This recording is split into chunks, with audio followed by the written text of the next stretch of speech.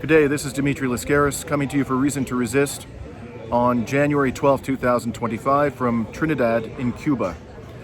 I'm sitting in the central square of Trinidad, a picturesque town about 20 kilometers from the southern coast of Cuba. The population here is about 75,000 people. For decades, Trinidad has been designated by UNESCO as a World Heritage Site because of its importance historically to the sugar trade, and surely is one of the best preserved and very beautiful towns in Cuba today. This is not my first trip to Cuba, by the way. I've been here many times before. I've been to Havana, I've been to the northern coastline, I've been to Trinidad twice before as well. The country never seems to change, although I have noticed on this current visit, which has lasted about a week thus far, that the tourism, presence of tourists has decreased noticeably, likely due to serious problems that the country has been having with its electricity grid. I'll come back to that in a moment. I have encountered here visitors from all over the world, including China, Russia, various parts of Latin America, many visitors from Canada, but the numbers are quite clearly lower. And what happened last year is that the country suffered a serious series of blackouts, which affected large swaths of the country, including a national blackout in October of last year. The government contends that these blackouts are as a result of the impacts of the United States embargo on the electricity grid, and also on a lack of fuel supplies from Cuba's traditional suppliers of oil or fuel, namely Russia and Venezuela. To help alleviate the problem, Mexico's new prime minister, or president I should say, Claudia Sheinbaum, a few months ago committed 500,000 barrels of oil to Cuba, and also agreed to send technicians here to help with the problem. The main issue is that the largest provider of electricity to the island, the Antonio Guterres thermoelectric plant, has simply shut down for significant periods of time, again due to decaying infrastructure, a lack of parts and service, and insufficient fuel supplies to keep the plant operating. And so I suppose that has deterred a lot of people who would normally visit here in the wintertime from coming. I myself, during my time here, I've seen very brief blackouts, but nothing that lasted for a significant period of time. The country seems, at the moment, the electricity system seems to be stable, although how long that will last, I don't know. One thing is obviously clear to anybody who looks honestly and sensibly at the impact of the U.S. embargo, that it is causing considerable difficulties with the power generation system here. The U.S. embargo has been in place, I believe it's been since 1958. It is the longest lasting embargo on God's green earth. The Cuban government a few years ago submitted a report to the United Nations in which it estimated the cost to Cuba's economy of this embargo as being in the range of 144 billion US dollars. Subsequently, Al Jazeera published a report in which it looked at the inflation-adjusted cost to Cuba's economy from the embargo, and it estimated that amount to be a stunning US dollar 1.1 trillion. Now, just to give you some context, the size of the Cuban economy a couple of years ago was reported to be in the range, the annual GDP on a nominal basis was reported to be in the range of US dollars 107 billion. So the inflation-adjusted cost of the embargo is equivalent to approximately 10 years, a decade, of the total annual GDP, nominal GDP of the island. Every year, there have been resolutions in the United Nations General Assembly condemning the embargo. They are overwhelmingly supported year after year by the international community. The most recent resolution adopted last year in 2024 was supported by 187 states, and only 2 voted against the resolution, which condemned the embargo and called for the United States to mercifully bring it to an end. And those 2 countries that objected to the resolution were the United States and its rabid attack dog in West Asia, Israel. And also the country of Moldova, whose leader is doing everything she can to ingratiate herself with the West, abstained. But only 2 countries in the world voted against this resolution. There has been for some time now a vigorous debate in this country about the degree to which the suffering of the people, and I should say that as difficult as life here is for Cubans, in some respects it's markedly better for large swaths of the population in Western countries. For example, the availability of healthcare and education. And I've consistently noticed when I come here, at least to the naked eye, I've never seen anywhere near the level of homelessness in Cuba that I see in pretty much every major Western city that I've visited over the course of my lifetime. But life here is difficult, to be sure, and the obstacles confronted by the power generation system have added to the hardship of Cubans. And there's been this lively debate about, and it's a debate that should be had, to what degree the suffering, the hardship, the economic difficulties are being provoked by the embargo, and to what degree they're due to mismanagement of the economy by the government and perhaps also by corruption. The supporters of the revolution, not surprisingly, placed the emphasis upon the embargo, and people who would like to see a change in government placed the emphasis upon the economic management and corruption or alleged corruption within the ranks of the Cuban government. I had a couple of nights ago a quite eye-popping experience in just having a conversation about local politics with 2 young Cubans. They were the ages of 25 and 26. One of them was an aspiring comedian, and the other was a documentary filmmaker. They were very critical of the government, and while that didn't surprise me too much, what did surprise me is the politician for whom they expressed the greatest admiration, and that politician is Argentina's current leader, Javier Milei, who is by any stretch of the imagination an extreme capitalist, an extreme libertarian. And I pointed out to them in the course of this conversation, I wasn't expecting to have this conversation, by the way. If I had, and if they had consented, I would have filmed it for you. But I pointed out to them that months after Javier Milei took power in Argentina, the poverty rate, which was already extremely elevated, rose dramatically. And their response to me was, well, that's a temporary issue. Over time, the economic prescriptions of the Milei government are going to bring poverty down well below the level it was when he took power. We'll have to see about that. Personally, I'm skeptical that withdrawing government support from the poor has ever proven, I'm not aware of a single case, to be an effective means of achieving poverty reduction. But time will tell. In the course of this conversation with these 2 young men, I had to ask, I was most curious to learn what sources of information they rely upon principally. And they told me, they gave me a list, and the sources were almost entirely American. They told me they watch Fox News.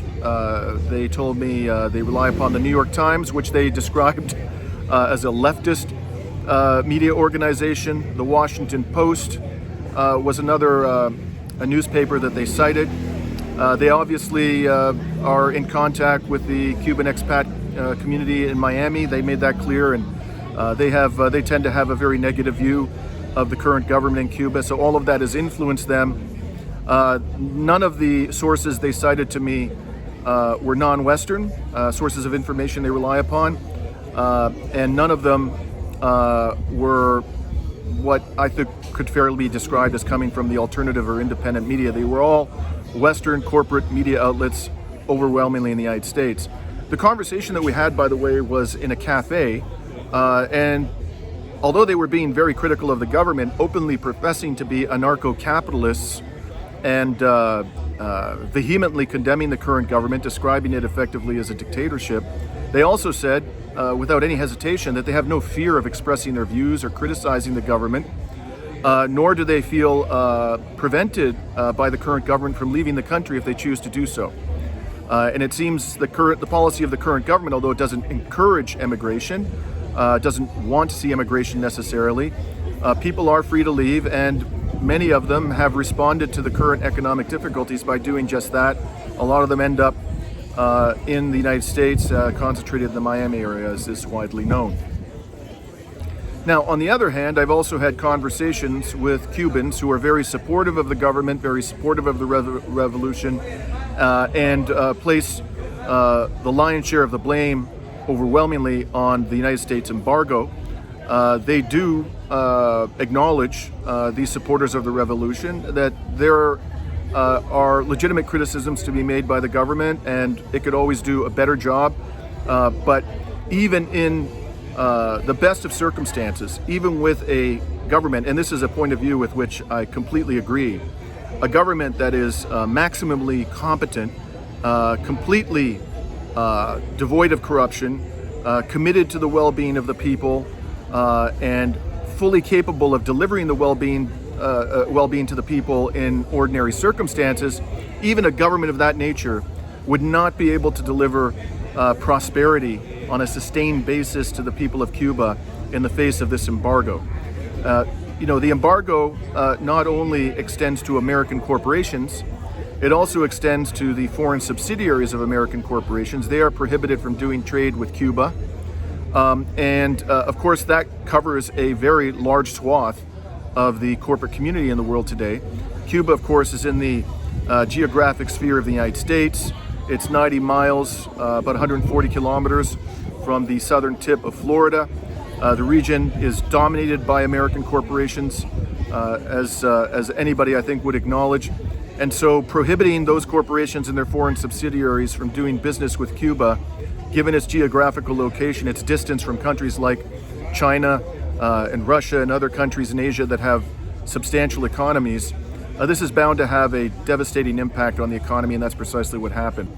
The other thing I should mention about this embargo is that although it doesn't extend to corporations that are foreign-owned, in other words, owned by persons or companies that are not based in the United States has been known to pressure foreign corporations into not doing business with Cuba. For example, it was reported recently that British Petroleum was very interested in exploring potential offshore gas deposits in cooperation with the Cuban government, and it was dissuaded, this huge British-based petroleum company, from ultimately pursuing any business transaction with the Cuban government. And there have been other instances of this nature as well. The embargo, broadly speaking, is not supposed to apply to medicines and food, but the procedure for obtaining approvals for the delivery of medicine and food from American sources to Cuba is apparently quite complex. And so although they may not be formally barred, many of these products, medicinal products and food products, it's very difficult apparently to import them into Cuba from the United States or from the foreign subsidiary of a corporation that is based in the United States. Now, Cuba has, while living in the shadow of the Anglo-American Empire, decided that it is going to preserve its sovereignty. Whatever one may think of the government, it has pursued an independent domestic and foreign policy, to be sure. Shortly after the revolution, the property, billions of dollars worth of property of US-based corporations were expropriated by the revolutionary government. This has been very much a socialistic model. I talked about free healthcare, free education, support for the population, for the poorest elements of the population. Of course, they've pursued as well an independent foreign policy, for example, by pursuing relations with countries that are deemed undesirable, or governments that are deemed undesirable by the United States because they're not sufficiently servile to Washington. But there's no question that Cuba has paid a very heavy price for that. Now, in a bid to find a way out of the predicament, Cuba applied for and was granted last year partner status to the BRICS. It became a partner country to the BRICS, which now consists, I believe, of 11 member states led by China, Russia, India, Brazil, and South Africa. And I understand that this status of BRICS partner is ultimately intended to lead to full integration of the country and other partner countries into BRICS as eventual members. I talked to people here about the levels of Chinese investment and Russian investment up until now, and they say that there has been little in that regard. And I think that has a lot to do with the distance to Cuba and also the fact that Cuba is so close to the United States, which may present challenges to other major powers doing business with Cuba. But the hope amongst many here is that the admission of Cuba as a partner state in the BRICS will be a stimulus to much greater levels of investment, particularly from China, which now has, by a significant margin, the largest economy in the world on a purchasing power parity basis. Now let's contrast how Cuba has dealt with living in the shadow of the empire at great cost to the country and to its people, to how Canada has chosen to do that. Well, Canada has basically what we've called in the country for many years now a branch plant economy, which is to say that a huge proportion of the economy is run by foreign corporations or their Canadian subsidiaries. Over 2/3 of Canada's trade is with one country, the United States. The total amount of trade between the two countries is in the range of $909 billion. The current GDP of Canada on a nominal basis is a little bit in excess of $2 trillion. And so trade with the United States at current levels is equivalent to more than 40% of Canada's GDP, which, as you can imagine, places Canada in a situation of great dependence upon the United States. The United States, by contrast, Canada has been at or near the top over the last several years of the list of the US's largest trading partners. However, trade with Canada doesn't account for anywhere near the same proportion of U.S. trade does for Canada. U.S. trade with Canada accounts for about 13.6% of total U.S. trade. And while that's a significant number and the loss of that trade would undoubtedly have very negative impacts on the U.S. economy, it would not have devastating impacts on the U.S. economy because, the vast majority of trade that the United States does is with countries other than Canada. That's not true from the Canadian perspective, and so that puts Canada in a position of tremendous dependency vis-a-vis the United States. In addition, and I want to talk here about the importance of geography to the development of a country. It's something I don't think we talk about often enough. In Canada, Canada has the largest undefended border in the world with the United States. Over 90% of the Canadian population lives within 150 miles or 240 kilometers of the U.S. border. Canada is separated from the rest of the world. The only country with which Canada shares a border is the United States, and it's separated from the rest of the world by three huge bodies of water, namely the Atlantic Ocean, the Arctic Ocean, and the Pacific Ocean. So the natural consequence of these geographical, geopolitical aspects of Canada as a country is that we have far more interaction physically, electronically, economically with the United States than with any other country. And this is reflected in virtually every aspect of Canadian life. The vast majority of television programming in Canada comes from the United States. The media industry in Canada is dominated by the United States. The largest newspaper publisher in Canada, Post Media, is controlled by a pro-Trump American hedge fund based in Connecticut called Chatham Asset Management. Just to give you a sense of, how much the so-called journalistic business in Canada is influenced by the United States. Canadians travel to the United States by far more than any other country. And Americans are the biggest, the United States is the biggest source of visitors to Canada. And so the result of this, and I should also mention, of course, that the advertising, which is really, at the end of the day, just corporate propaganda in Canada, which is everywhere nowadays. You see it in the public transportation system, you see it on billboards on highways, any Western country, it's ubiquitous. You see it on social media, you see it in sporting arenas. It's overwhelmingly from the United States. So the people of Canada, I would say, have been colonized, if not economically, and I think you can make the case that it is in fact an economic colonization. Intellectually, they've been colonized. Mentally, they have been colonized. Politically, they have been colonized. They are so much under the influence of American propaganda and the views of the United States government and the corporations that and the wealthy, the oligarchy in the United States who dominate the public discourse. They're so much under the influence that with each passing year, there seems to be less and less of a distinction between Canadian society and American society. There still are a few significant distinctions. For example, Canada continues to have a public health care system, although it's been declining due to neglect by the federal and provincial governments for decades. And we're seeing more and more privatized healthcare in Canada. But for the time being, at any rate, we do have a public healthcare system unlike the United States, and the vast majority of Canadians do want to retain that healthcare system. So, and the other thing I want to say about this is because of the geographical features of Canada, and economic constraints, Canadians spend very little time. Very few Canadians actually visit and stay long enough in countries in the non-Western world to really understand what those societies are like. And very few of them in particular travel to countries that have been deemed by the United States and its vassals in the West to be official enemies. For example, very few of them will travel to Russia. Very few of them will travel to China, to Iran, to North Korea.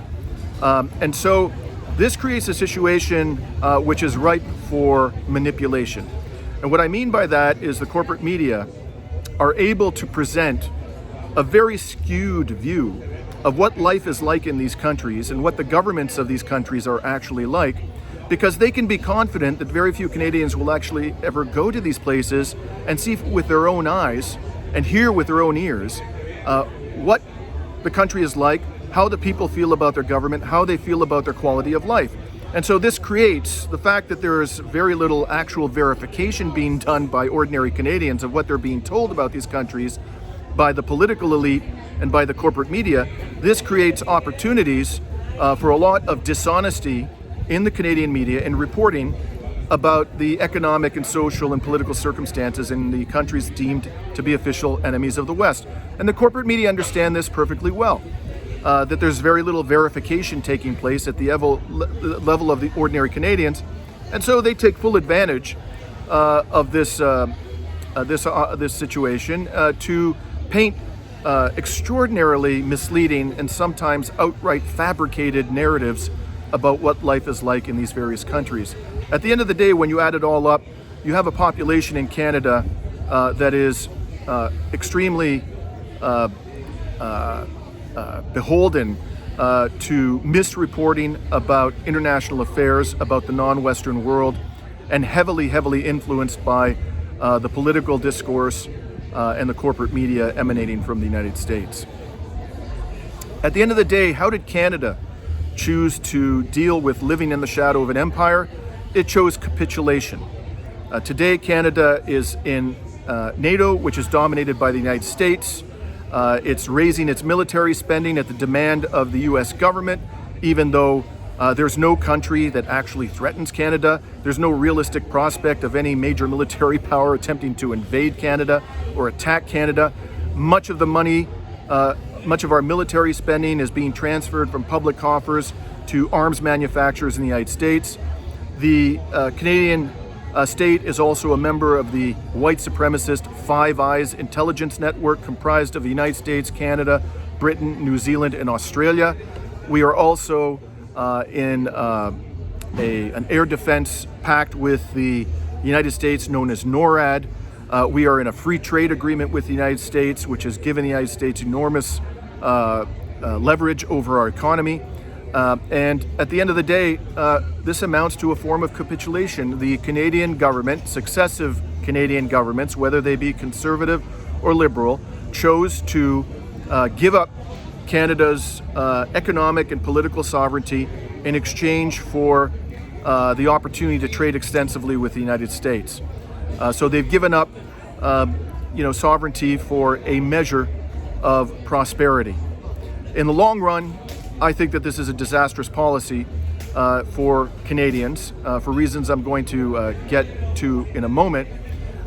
There is another way in order to deal with the challenge, the immense challenge of living in the shadow of the Anglo-American Empire, and of course that is to develop relations, political, economic, and social relations with other countries like the members of the BRICS, and that is the path that Cuba is obviously now trying to navigate in order to liberate itself from the economic constraints imposed by the U.S. embargo. Canada seems to have absolutely no interest in diversifying its trade relationships. Anybody who even dares to mention this, and almost nobody ever does in the so-called mainstream discourse in Canada, is dismissed as a quack.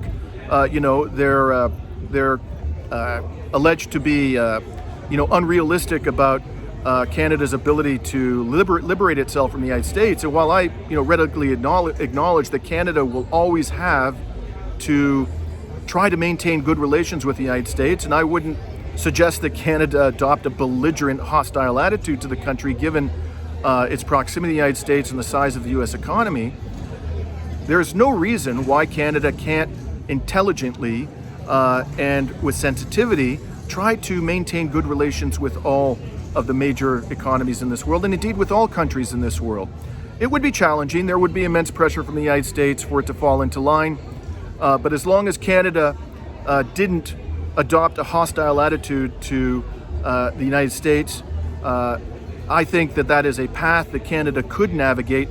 And the bottom line is, nobody in my lifetime has even made any significant effort to do that. In fact, they've gone in the opposite direction, and they have tried successive Canadian governments to deepen our dependency in the United States and our subservience to the United States.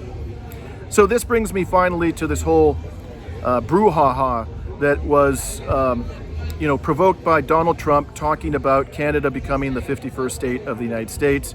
Of course, he's also been talking about acquiring Greenland, seizing the Panama Canal, renaming the Gulf of Mexico the Gulf of America. He's been lobbing grenades left and right, and a lot of people have been asking, what's Donald Trump up to? Well, if you ask me, Donald Trump is dead serious.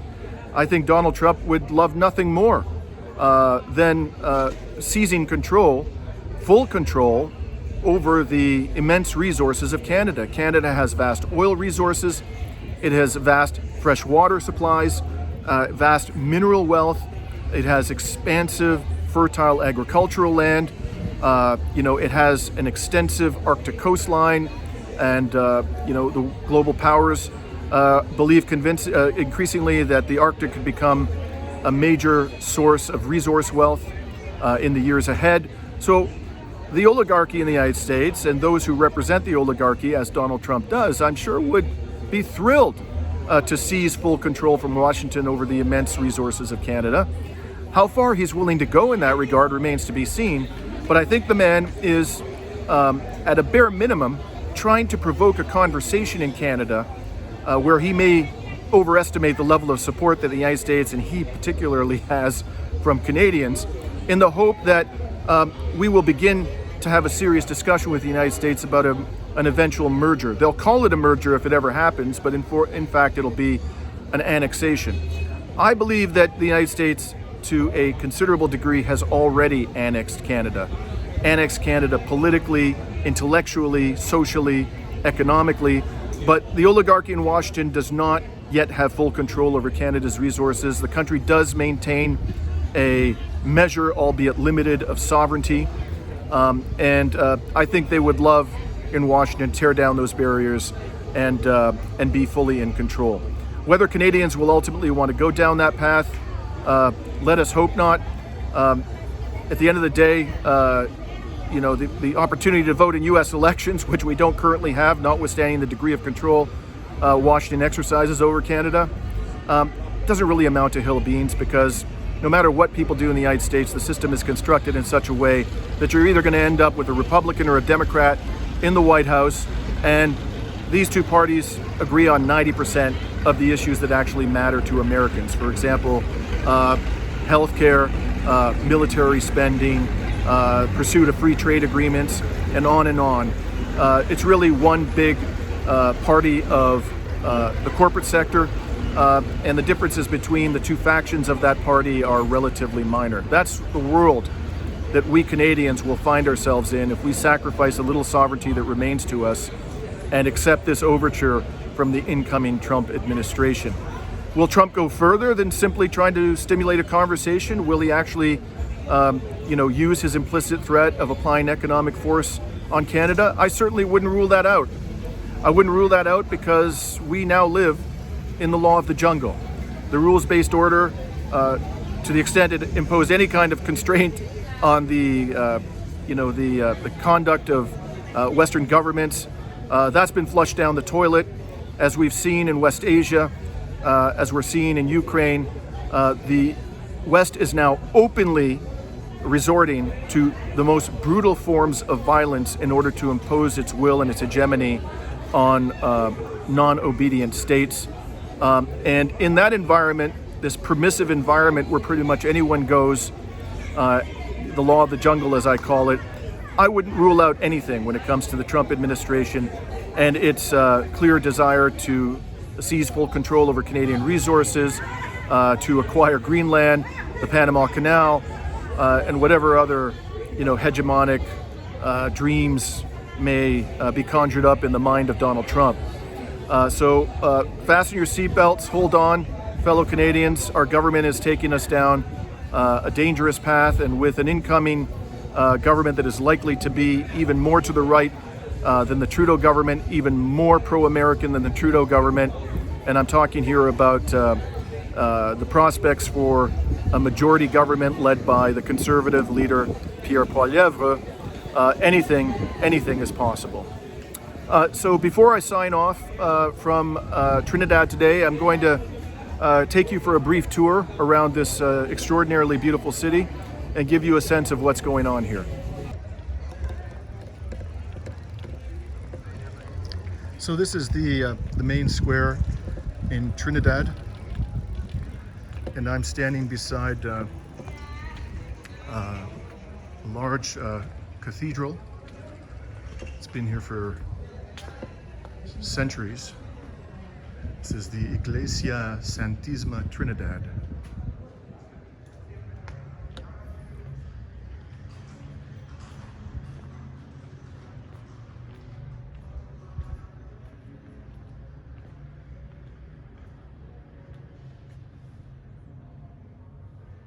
As you can see, it's quite well preserved.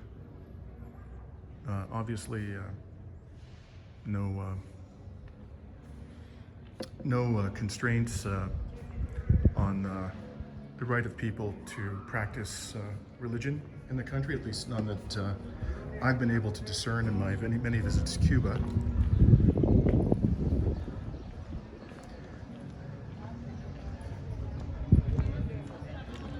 This is surely one of the best preserved towns in Cuba. And the music and the art, the historical sites are really something to behold.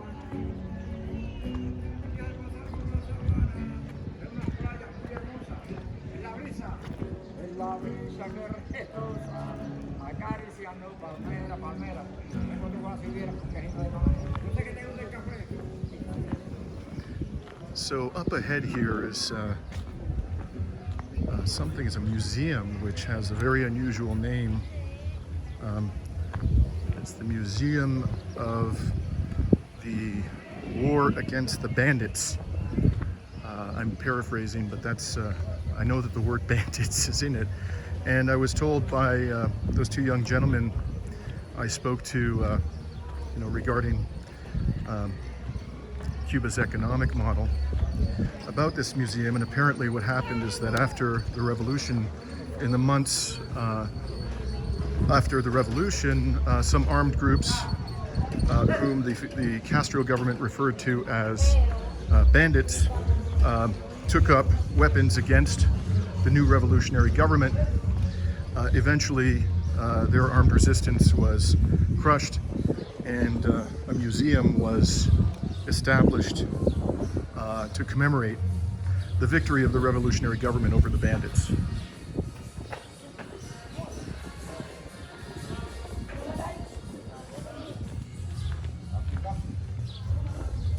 One of the things that I find remarkable about Cuba is how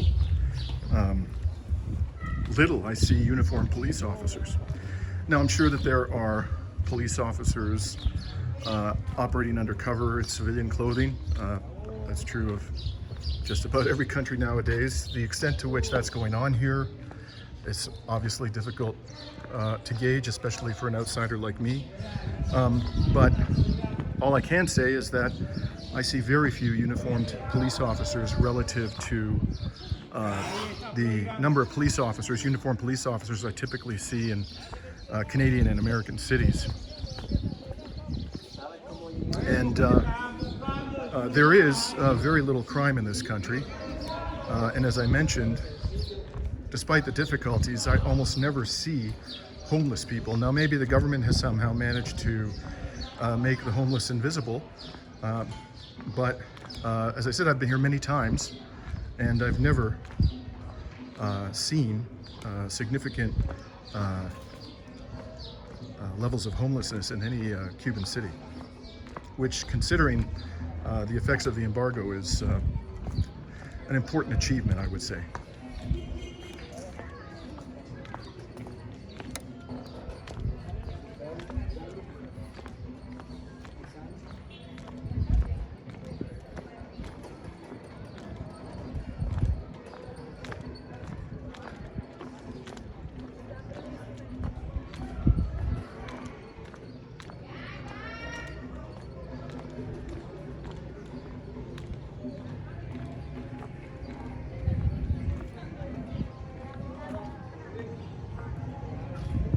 So as I mentioned, we're about 20 kilometers from the southern coastline.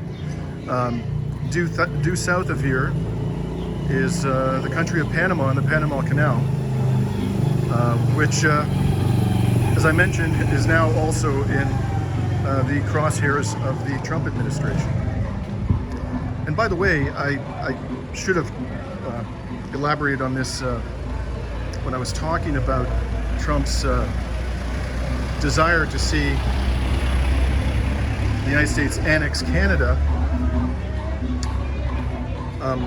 But I think the bigger picture here, why Trump is talking about these things, you know, Greenland, Canada, the Panama Canal, the Gulf of Mexico,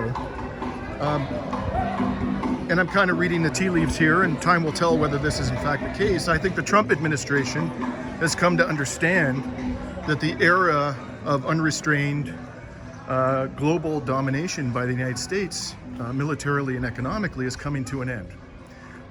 And there's going to have to be a retrenchment of U.S. Military forces and U.S. economic interests westward and out of the sphere of Chinese and Russian influence. And what Trump is trying to do is to compensate for this, to find other ways to enhance the power of the United States by increasing its dominance of the Western Hemisphere. At the end of the day, whether or not, you know, Trump achieves that objective, let us hope he does not.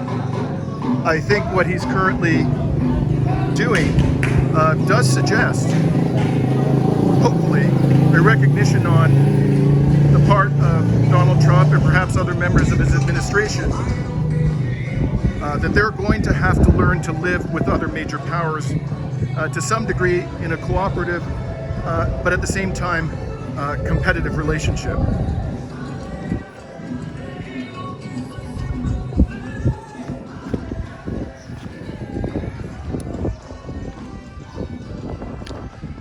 So that's it for my report today. I hope you found this informative. And if you like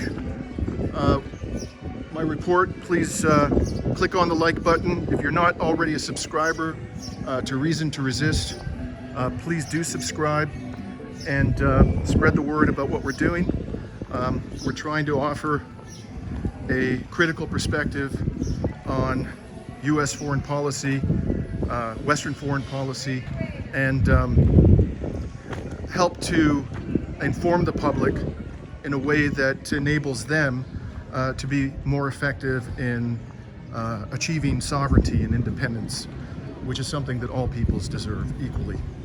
This is Dimitri Lascaris signing off from Trinidad, Cuba on January 12th, 2025.